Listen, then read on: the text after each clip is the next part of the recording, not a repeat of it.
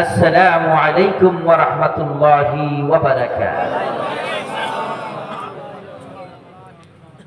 আপনারা মনে হয় পেটে খিদা লাগছে, খান নাই, দুপুরবেলায় খাইছেন, অনেক রাত্র হয়ে গেছে, এই জন্য আওয়াজে বোঝা যাচ্ছে আপনাদের অনেক খিদা আছে। ইনশাআল্লাহ আমার খানে খানে আমার ভাইজান এসে বলে দিলেন আপনাদের জন্য সুখবর আছে। সকলে বলি আলহামদুলিল্লাহ, আর একটু জোরে বলি আলহামদুলিল্লাহ। খাবারের ব্যবস্থা আছে। আপনারা খুশি না বেজা? পেট খুশি তো? কি বলেন না, পেট খুশি তো ক্ষুধা খুশি, বুঝেন দিবা? পেট খুশি তো ক্ষুধা খুশি। মাঝে মধ্যে সিলেটি কথাও আমি কইব, আপনারা বুঝা নিবেন। তাহলে আমি কোরআন কারীম থেকে একখানা তেলাওয়াত করেছি। আজকের মাহফিলটা হচ্ছে ইসারে সওয়াবের মাহফিল। এই জন্য আমি আজকে কোরআনুল কারীম থেকে যে আয়াত তেলাওয়াত করেছি, ইসারে সওয়াবের মাহফিল আমরা কেন করি না, আমরা কেন সেখান থেকে দূরে আছি? আল্লাহ তাআলা পবিত্র কালামের মধ্যে বলেন, কোরআনুল কারীমের মধ্যে বলেন, আলা ইন্না আউলিয়া আল্লাহি লা খাউফুন আলাইহিম ওয়া লা হুম ইয়াহজানুন। আবার আল্লাহ বলেন তারা চিন্তিত না, তাদের কোনো ভয় নাই, তাদের কোনো টেনশন নাই। কারণ যারা আল্লাহর প্রিয় হয়ে যাবে, আল্লাহর প্রিয় বান্দা হয়ে যাবে, আল্লাহওয়ালা হয়ে যাবে, আল্লাহর প্রিয় বান্দা হয়ে যাবে, তাদের দুনিয়ার মধ্যে কোনো টেনশন নাই। তারা কখনো চিন্তা করে না, তারা কখনো চিন্তিত হয় না। দুনিয়ায়ও হবে না, আখিরাতেও হবে না, কবরেও হবে না।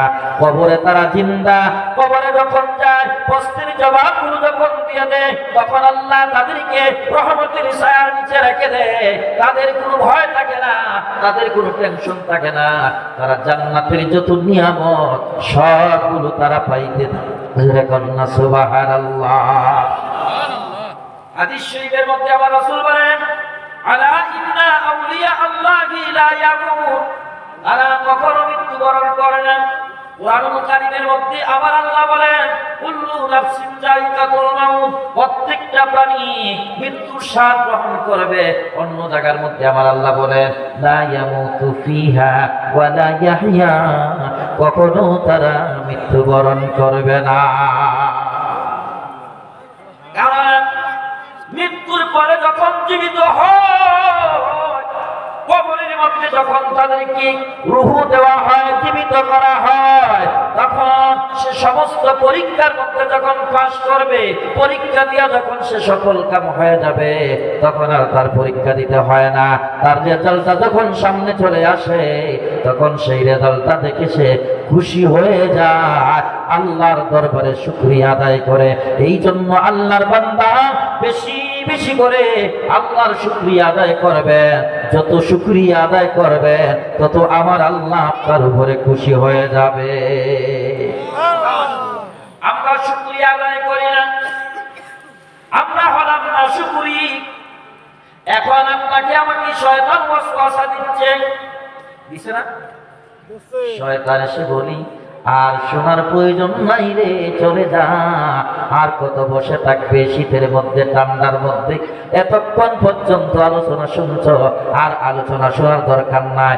এখন যাও, ওই দোকানে বসে যাইয়া চা খাও আর প্রস্রাব করো, এমনি ভাবে সময়টা কাটাইয়া দাও। আর মাহফিলে বসার প্রয়োজন নাই, কারণ শয়তান আপনাকে আমাকে ওয়াসওয়াসা দিয়া এই মাহফিল থেকে উঠানোর জন্য চেষ্টা করে। ঠিক কিনা বলে? ওই শয়তানের ওয়াসওয়াসা থেকে, ওই শয়তান থেকে যখন ওই ব্যক্তি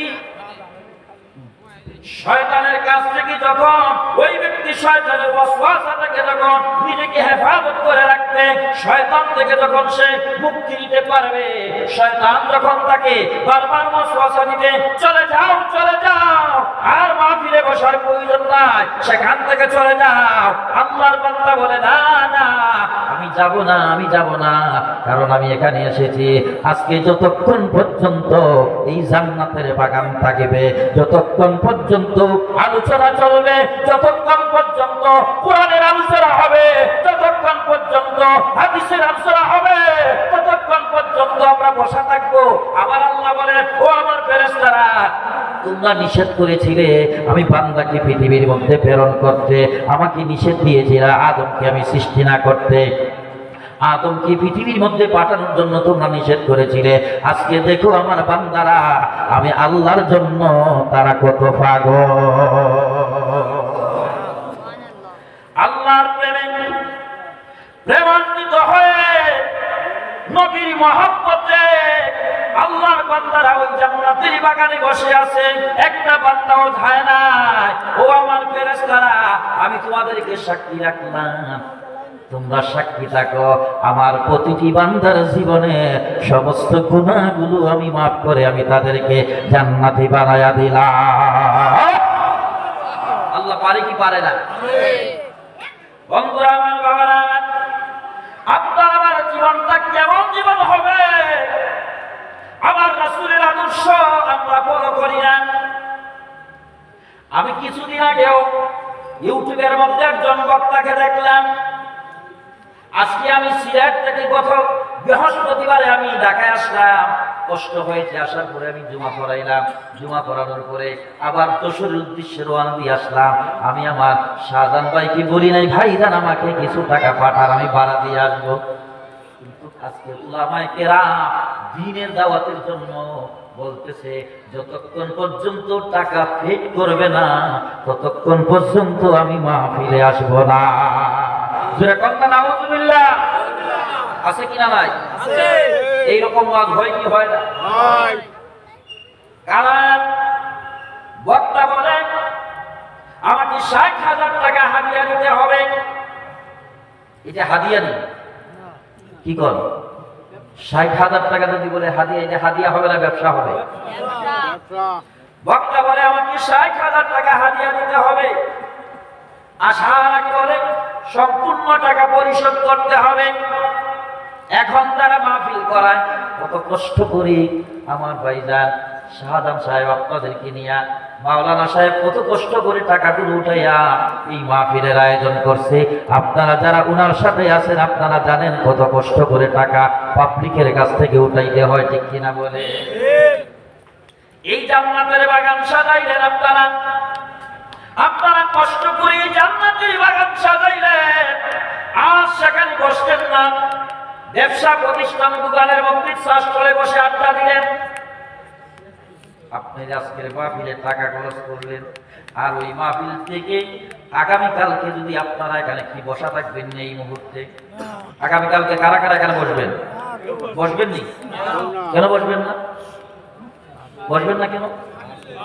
মাহফিল তাহলে আগামীকাল এখানে বসবেন না, আজকে বসে আছেন, এটা হলো এমন জায়গায় বসে আছে, এটা হলো জান্নাতের বাগান।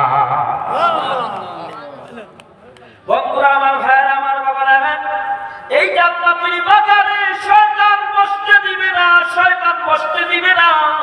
রাসূলের আদর্শ শেখার জন্য যারা বসবে রাসূলের আদর্শ শিখবে, যারা বলবে রাসূলের আদর্শ শিখবে, সাহাবায়ে কেরামের আদর্শ শিখবে, আউলিয়া কেরামের আদর্শ শিখবে, এই জন্য বসতে দিবে না। কারণ এখানের মধ্যে কিছু ভালো কথা আসবে, কোরআনের কথা আসবে, হাদিসের কথা আসবে, সাহাবায়ে কেরামের কথা আসবে, আমার নবীর শান আসবে, আমার নবীর আদর্শের কথা আসবে। ওই আদর্শের কথাগুলো যদি শুনে শুনে আল্লাহর বান্দা আর তার জীবনটাকে পরিবর্তন করে ফেলে, তাহলে সে আল্লাহওয়ালা হয়ে যাবে, আল্লাহর বন্ধু হয়ে যাবে, আল্লাহর ওলি হয়ে যাবে। এই জন্য শয়তান বারবার আপনাকে আমাকে বাধা দিয়ে সেখান থেকে নেওয়ার চেষ্টা করবে। মনোযোগ সহকারে শুনুন,